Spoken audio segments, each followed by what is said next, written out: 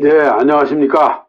신민주주의 단계 정책을 폐기하고 대약진 정책 결정과 추진, 그리고 처절한 실패에 따라 초래된 대기근 등 재앙의 책임은 당연히 최고 권력자인 마오쩌둥에게 있다는 것은 마오쩌둥 스스로도 명확하게 알고 있었습니다.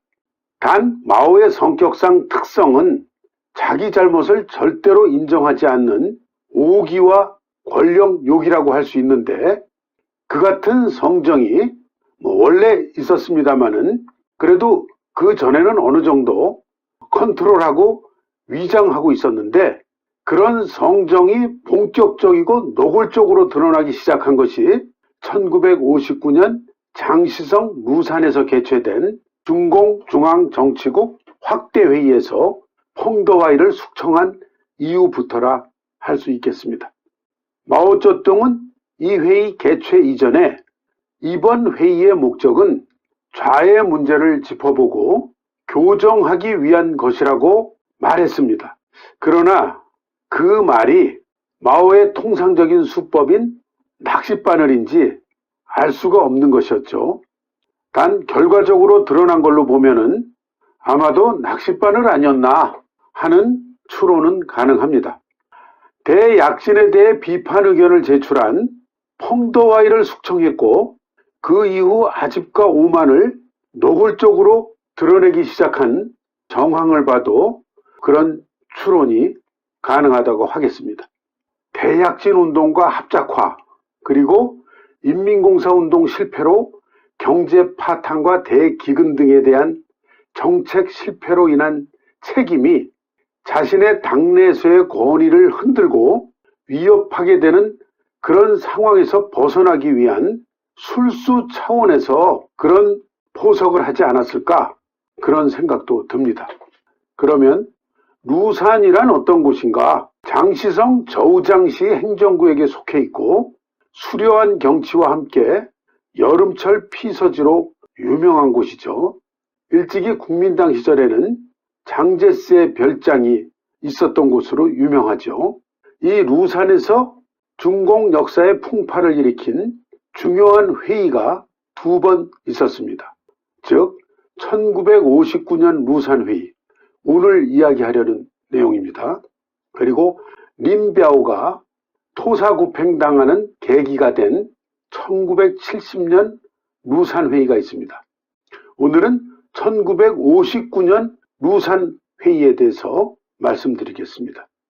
1959년 7월 초부터 8월 중순까지 개최된 중공중앙정치국 확대회의, 그리고 원래는 계획에 없이 마오쩌둥이 펑더와이의 숙청 작업을 진행하기 위해서 이어서 개최한 중공 8기 8중전회, 이 두 회의를 지칭하는 것입니다. 마오쩌둥은 사전에 미리 린비아오를 포섭합니다.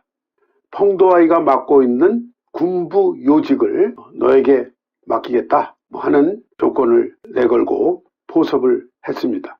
그렇게 기초공사를 한 다음에 펑더와이를 우파, 그리고 소련과 내통한 반혁명 분자라는 모자를 씌우고 숙청합니다. 원래 1959년 루산회의는 중앙정치국 확대회의만 개최할 계획이었죠.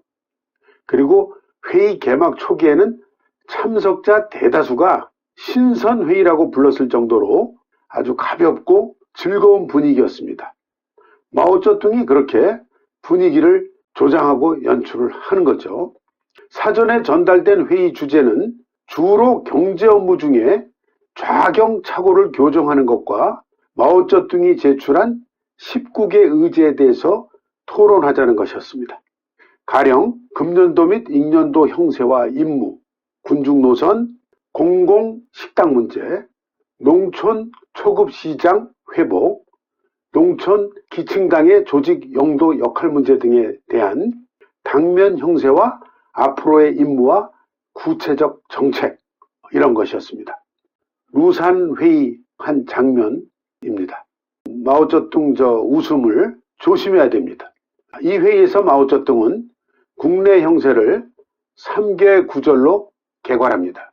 성적은 위대하고 문제는 적지 않고 전도는 밝다. 10개의 손가락 중 9개의 성과와 1개의 착오라고 표현합니다. 그 대재앙 이런 문제를 10개의 손가락 중 9개의 성과와 1개의 착오라고 말합니다. 배짱인지 뻔뻔스러운 건지 아니면 소시오패스인지 세 가지를 다 겸비한 것 같습니다. 아무튼 마오쩌둥의 성격과 고집에 비추어 볼 때 자신이 주도한 대약진 운동에 대해서 이 정도로나마 과오를 인정한 것은 매우 드물고 쉽지 않은 일이었습니다. 마오는 루산에 도착한 후에 일부 책임자들을 접견한 자리에서 이번 회의의 주요 임무는 좌를 바로잡는 것이다 라고 밝힙니다. 그런데 그것의 전제와 범위는 물론 자신이 주도한 대약진 운동을 총체적으로 부정하는 것은 용납할 수 없다는 것을 낚싯밥을 들이우고 본심을 드러내는 사람들을 가려내서 손을 보려는 것이었는지는 알 수 없는 거죠. 그런데 이 같은 마오쩌둥의 마음을 정확하게 읽고 있었던 사람이 조우얼라이 뿐이었습니다. 조우얼라이는 마오쩌둥과 오랜 세월 동고동락하고 자주 접촉하고 있기 때문에 마오쩌둥의 의중을 읽어내는 능력은 아주 탁월했죠. 7월 11일 밤에 마오쩌둥이 당시 후난성 제1석이었고 그 직전에 자신의 비서를 지낸 바 있는 조우 샤오조우와 조우 후이 그리고 리 루이를 자신의 숙소로 불러서 함께 대화를 합니다. 이 자리에서 이들이 마오쩌둥에게 농총 기층 간부가 거짓 과장 보고를 한 상황 등을 전합니다. 그런데 마오는 그 이전과는 달리 그러한 말을 듣고도 싫어하는 기색을 표시하지 않습니다. 그리고 오히려 화기애애한 분위기를 계속 유지하면서 대화를 진행합니다. 그러니까 조우 샤오조우는 다른 회의 참석자들에게 그 자리에서 대화 내용과 분위기를 전하면서 마오 주석이 좌에 반대하고 교정하려고 한다. 그런 의견을 퍼뜨리면서 여론을 조성하기를 시도합니다. 그러자 조우얼라이가 조우 샤오주를 부릅니다. 그리고는 다시는 그런 말을 퍼뜨리지 말라고 경고성 주의를 줍니다. 조우얼라이는 마오쩌둥의 속내를 이미 읽고 있었던 거죠. 아무튼 회의 초기 분위기는 신선회의라 할 정도로 낮에는 회의하고 저녁에는 공연, 영화, 그리고 무도회 등 프로그램을 진행했습니다. 그러나 각 소조별 토론이 진행될수록 이견이 돌출됩니다. 그 중에서도 핵심 문제는 마오쩌둥이 요약해서 말한 3구절 중에 문제는 적지 않고란 구절을 어떻게 이해해야 될 것인가 라는 문제가 핵심 문제가 됩니다. 그래서 대지구별로 구분한 화북조, 동북조, 화동조, 중남조, 서남조, 서북조, 중국 대륙을 6개 대지구로 구분한 그런 토론 분임조, 소조를 나누어서 토론이 진행됩니다. 회의 초기에는 대부분의 참가자들이 문제와 결점을 지적하기보다는 마오쩌둥의 심중과 분위기 파악을 위해서 눈치 보면서 신중하게 처신합니다. 회의가 진행될수록 문제점 제기와 지적 의견이 나오기 시작합니다. 예를 들면 후난성위원회 제1석이 조우샤오조우는 형세를 낙관하기 어렵다고 서두를 뗀 후에 후난성의 상황을 이렇게 설명합니다. 지난해 식량 생산량이 225억 kg으로 전년 대비 2배 증가했다고 보고했으나 사실은 165억 kg에 불과했다. 생철 생산량은 767만 톤이라고 보고했으나 실제는 60만 톤에 불과했다 하고 실토를 합니다. 그리고 제1기계공업부 부장, 장관이죠. 자오얼루는 대약진 중 수많은 경험과 교훈을 총결해야 한다. 예를 들면 허위, 과장, 공산풍, 허풍 계획이 주도 면밀하지 못했던 점, 그리고 무계획적 업무 처리, 품질 경시 등이다 하고 말합니다. 그리고 7월 4일에 류샤오치가 중남조에서 발언합니다. 1958년 대약진은 그 전년도에 저장해 놓은 것을 먹어버렸고 그 다음 해인 1959년도 분을 미리 지출하게 했다. 단 류샤오치는 수위 조절하면서 발언을 합니다. 1958년 최대의 성과는 혼란을 통해서 교훈을 얻은 것이다. 이것이 경제적 의의보다 크다. 전 당과 전 인민이 심각한 교훈을 얻을 수 있었다. 그리고 대약진을 추진할 수 있다는 걸 증명했으나 또 다른 한편에서는 수많은 혼란과 파괴가 발생했다고 말합니다.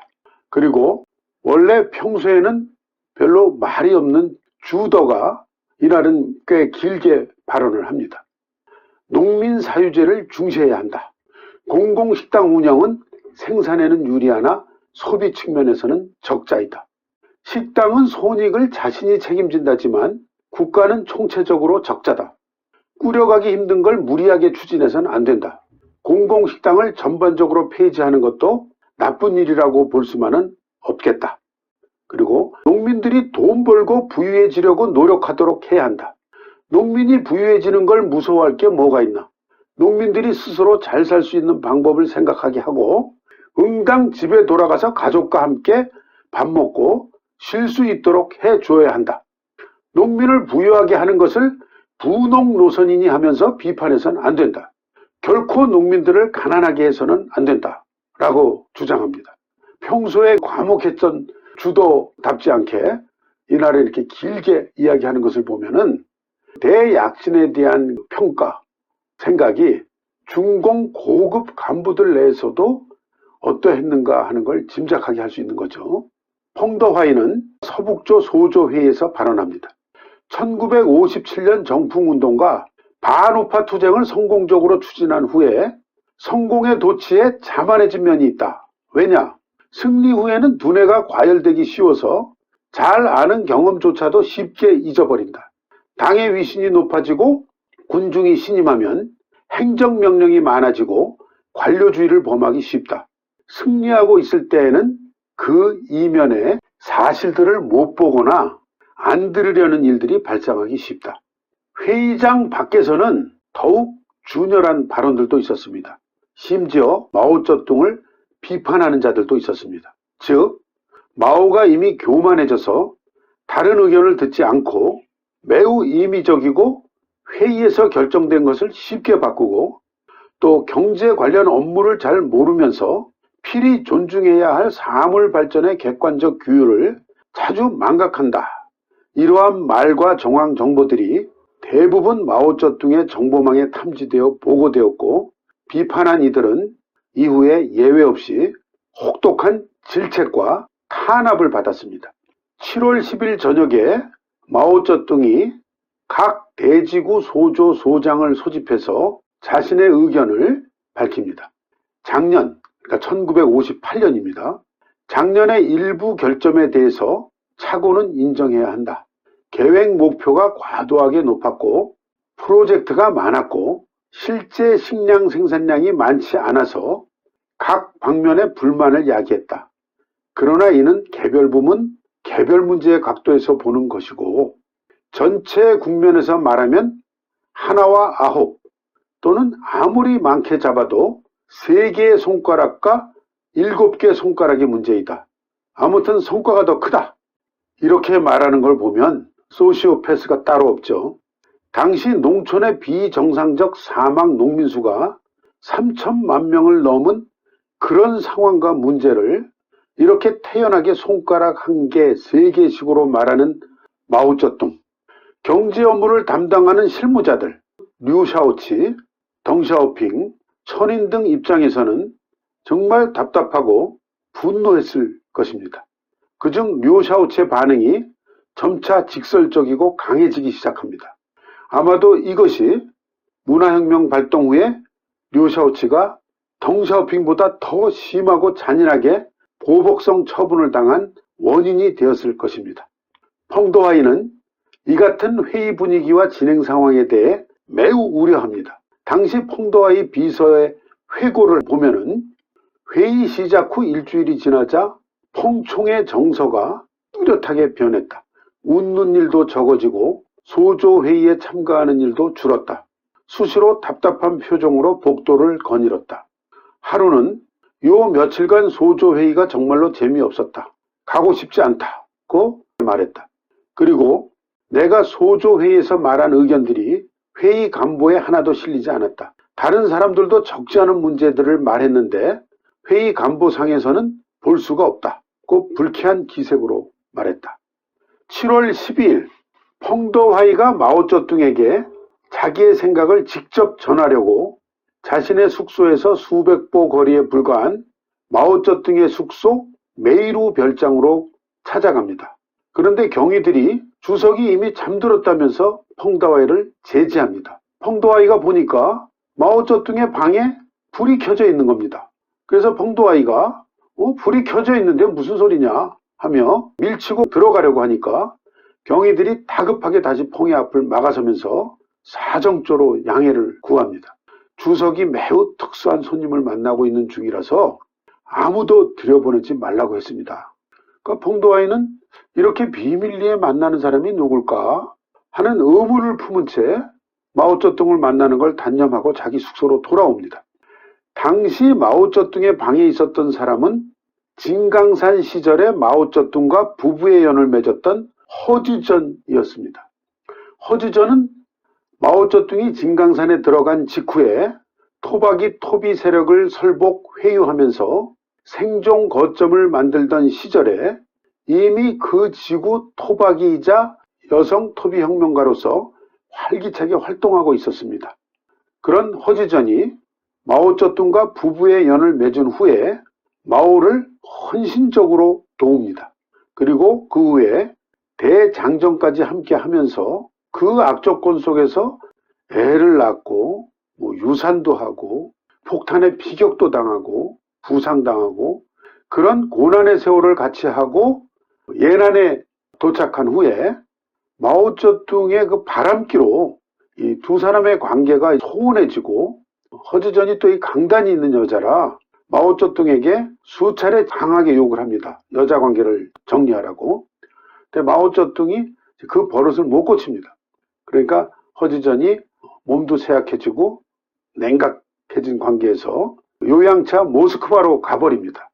그 사이에 상하이에서 여배우 노릇하던 장칭이 예난으로 와서 그녀의 산동성 동양캉형이라고 있습니다. 아주 교활하고 그야말로 인간 쓰레기 같은 놈입니다. 이런 놈이 마오쩌둥에게 비유를 맞추면서 마오쩌둥도 또 이런 놈을 이용했겠죠. 어쨌든 이 캉형의 주선으로 장칭이 마오에게 접근해서 둘이 결혼하게 됩니다. 이 당시에 그래서 마오쩌둥의 혁명 동지들 류샤오치도 그렇고 모두 반대합니다. 장칭과 결혼하는 것을. 그래도 마오가 끝까지 우겨서 결혼을 하면서 조건을 절대로 장칭은 당의 업무나 정치에 관여하게 해서는 안 된다 하는 조건부로 동지들의 동의를 얻어냅니다. 근데 결국 그 약속이 문화혁명 때 깨지죠. 장칭이 그냥 또 문화혁명 소조 4인방 전면에 나서서 설쳐되죠. 하여간 마오쩌둥이 이제 루산에 오니까 허지전 생각이 났던 겁니다. 그래서 장시성 제1서기인 팡주춘에게 은밀히 지시해서 루산에서 멀지 않은 장시성 수도 난창에 살고 있던 허지전을 데리고 와라 해서 이제 만난 겁니다. 그런데 오랜만에 허지전을 만난 마오쩌둥의 기분과 심사가 그렇게 좋았던 것 같지는 않습니다. 구체적으로 기록해놓은 자료는 없습니다만은 대략 관련 자료들을 볼 때 허지전을 만난 그날 마오쩌둥의 기분과 심사가 별로 좋았던 것 같지는 않습니다. 아무튼 마오쩌둥을 못 만나고 숙소로 돌아온 펑도하이는 문득 자신의 생각을 글로 정리해서 마오에게 전달하는 것도 좋겠다는 생각을 하고 편지를 쓰기 시작합니다. 이것이 펑도하이 자신의 인생을 반전시켜버린 소위 만원서가 됩니다. 펑도하이의 회고를 잠깐 들어보면 당시 나는 좌가 주요 문제라고 생각했다. 우의 문제도 있었지만 그것은 단지 개별적이거나 극소수였다. 나는 좌의 문제를 바로잡지 못하면 계획 업무를 진전시킬 수 없고 국민 경제의 발전 속도도 필히 늦어질 것이라고 생각했다. 그러나 회의에서 내가 이러한 문제들을 제기하면 일부 사람들의 사상적 혼란을 야기시킬 수 있을 거라 생각했다. 그래서 주석에게 내 의견을 전하고 주석이 다시 실사구시적 사고와 실천으로 걸어가면 이러한 문제들을 바로잡을 수 있다고 생각했다. 펑도하이도 백전노장이고 이때는 정치에 깊숙이 관여하고 있을 때입니다. 펑도하이라고 이렇게까지 순수하기만 했겠느냐 하는 의문이 들 정도입니다. 그러나 아마 펑도하이는 설마 마오쩌둥이 자신을 그렇게 대하면서 뒤통수를 치리라고는 상상도 못하지 않았겠느냐 하는 게 제 개인적인 생각입니다. 이틀 후인 7월 14일에 펑도하이가 그 편지를 마오쩌둥의 비서에게 전달합니다. 만원서라고 부르는 이 편지가 실제 글자 수는 한 3,600여 자 정도 됩니다. 그 주요 내용을 보면은 1958년에 기본건설에서 일부 항목들이 너무 과다했고 조급하게 추진되었고 자금을 분산시켰다. 인민공사의 소유재 문제와 구체적 업무 추진 과정에서 약간의 결점과 착오가 출현했다. 전 인민의 강철 대재련 추진 과정에서 작은 용광로를 너무 많이 만들고 운영해서 물력과 재력 등 자원을 낭비했다. 수업료를 지불했다고 할 수도 있으나 실도 있고 득도 있다. 그런데 이 마지막 실도 있고 득도 있다. 이 구절을 또 마오쩌둥이 트집을 잡습니다. 그러니까 실을 먼저 쓴 거하고 득을 먼저 쓴 거하고 어감이 다르다는 겁니다. 이걸 또 트집을 잡으면서 정색을 하고 그 회의상에서 펑도하이를 공격합니다. 어찌 보면 그만큼 트집 잡을 게 별로 없었다는 이야기일 수도 있겠는데 그 당시에는 마오쩌둥이 거의 황제 같은 위치라서 감히 뭐 그 밑에서 옛날 왕조 시대에도 충신들은 그런 충신들이 가끔 있었는데 열렬한 사회주의자, 막스주의자, 혁명 투사들이 마오쩌둥 독재 체제가 굳어지니까 끽소리도 못합니다. 한 명도. 펑도하이 외에는. 무서워서 그러는 건지 달콤하면서 그러는 건지 그 만원서 편지에서 첫째, 과장과 허풍 허위 보고가 각 지구와 각 부문에 만연되었고 그것이 초래한 일련의 믿기 어려운 기적을 쏘아 올리는 위성들을 신문에서 보게 되었다. 이는 당의 위신에 중대한 손실이다. 마치 공산주의가 금방 도래할 것처럼 적지 않은 동지들의 뇌를 과열시켰다. 둘째, 이러한 광열성에 휩싸여서 쉽게 자경착오를 범했다. 한 걸음의 공산주의로 뛰어들어가려는 사상 경쟁이 과열되었다. 그 결과 장기간 형성되어 온 당의 군중 노선과 실사구시 작풍이 뒤로 밀려났다. 펑도하이가 직접 손으로 쓴 그 편지 그 초안 원고입니다. 맨 위에 주석, 주시 하고 시작하죠. 이렇게 진정으로 그 문제점을 지적하고 마오를 동지로 생각하고 주석으로 생각하고 아무도 감히 얘기하지 못하는 그런 얘기를 그러고 나서 펑도하이가 당했던 그 고난을 생각하면 제가 다 가슴이 쓰립니다. 제가 이 강좌를 만들고 중국 현대사에 관심을 가지게 된 동기도 제 2회에서도 말씀드렸습니다마는 펑도하이 그 회고록 읽고서부터였습니다.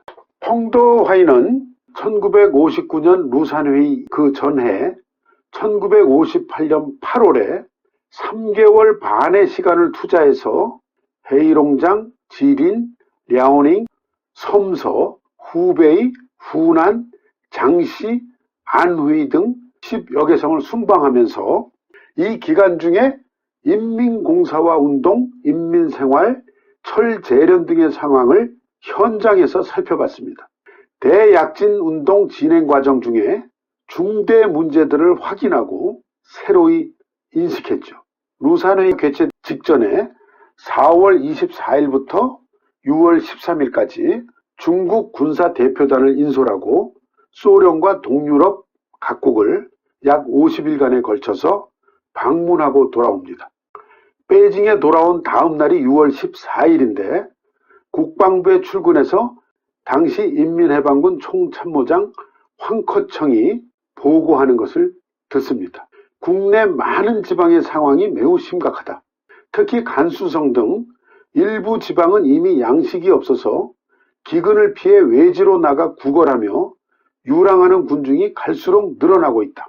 이런 이야기들을 듣고 펑도화이는 보고가 끝난 후에도 손을 등 뒤로 맞잡고 고뇌에 찬 표정으로 사무실 안을 계속 거닐었다고 합니다. 7월 17일 아침에 황커청도 루산으로 올라옵니다. 원래 황커청은 이 회의에 참가하지 않았습니다. 베이징에 있는 인민해방군 사령부에서 군사 일상 업무를 처리하라는 그런 임무를 부여받고 있었던 것입니다. 그런데 바로 전날에 소집돼서 온 것입니다.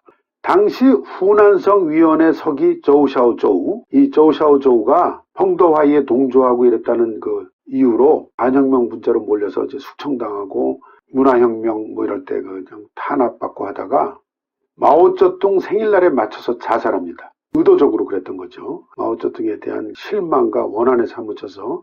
그러니까 후난성위원회 서기 조우샤오조우, 그리고 조우후이, 그리고 마오쩌둥의 겸직비서 리루이 등이 황커청이 루산에 왔다는 소식을 듣고 매우 기뻐합니다. 왜냐하면 이들 모두는 황커청과 후난성에서 같이 근무한 적도 있고 마오쩌둥 곁에서 비서 업무를 담당한 그런 경험을 공유하고 있었기 때문에 만일 황커청이 있었더라면 펑도화이가 편지 쓰는 것을 말렸을 것이다 라고 이야기하면서 아쉬워하고 있었던 참입니다. 황커청의 회고록을 보면은 루산에 도착한 후에 펑도화이와 나눈 대화 내용을 이렇게 기록하고 있습니다. 루산에 오른 후 방에 들어서자마자 펑영이 자신이 써서 마오 주석에게 전달했다는 편지를 내게 보라고 건네주었다. 내가 자세히 보고 나서 이 편지에서 제기한 의견에는 나도 공감한다. 단 문장 표현상 문제 제기하는 방식에 자극적인 부분이 있다. 무엇 때문에 이렇게까지 강하게 표현했나? 그러자 펑영이 대답하기를 실제 상황이 그 정도로 심각하다. 그러나 회의장에서는 감히 구체적으로 제기하는 사람이 없었다. 그래서 사람들의 주의를 환기시키고자 그렇게 표현했다.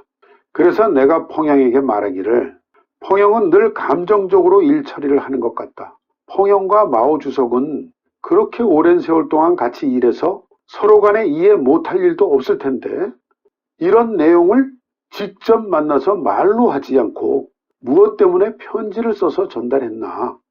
이 같은 펑도화이와 황커청 사이의 대화 내용을 볼 때 일단은 친밀한 정감이 느껴집니다.